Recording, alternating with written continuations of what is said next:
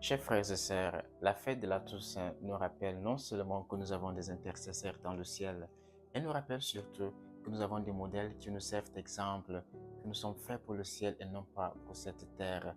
Nous sommes rappelés aujourd'hui que la foi peut être vécue dans n'importe quelle situation, dans n'importe quel lieu.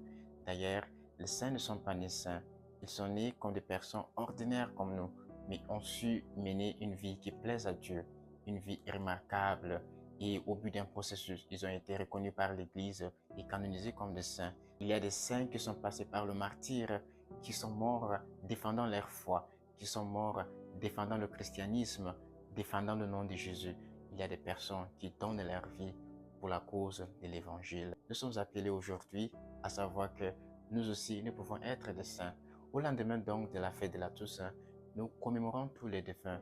Je pense que c'est une bonne occasion pour nous de nous rappeler cette petite catéchèse qui nous enseigne que nous sommes créés pour aimer Dieu, pour le connaître et pour le servir, afin d'être heureux avec lui dans l'éternité bienheureuse.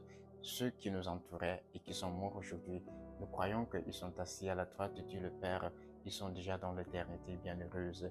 Et si nous sommes conscients de cela, nous sommes également conscients de notre finitude. Nous sommes invités à reconnaître notre incapacité à être éternel. Il n'y a que Dieu qui est éternel et face à la mort, nous sommes fragiles, nous sommes vulnérables. Conscients de cette vérité qui est fondamentale pour nous, nous sommes appelés à cultiver une vertu d'humilité, une vertu de simplicité qui nous permettra de reconnaître chaque jour que nous sommes en chemin.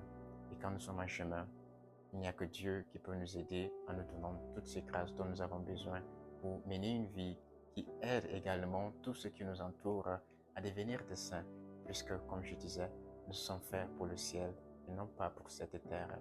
Bonne solennité de la Toussaint et que les âmes de tous les fidèles défunts, par la miséricorde de Dieu le Père Tout-Puissant, reposent en paix. Amen.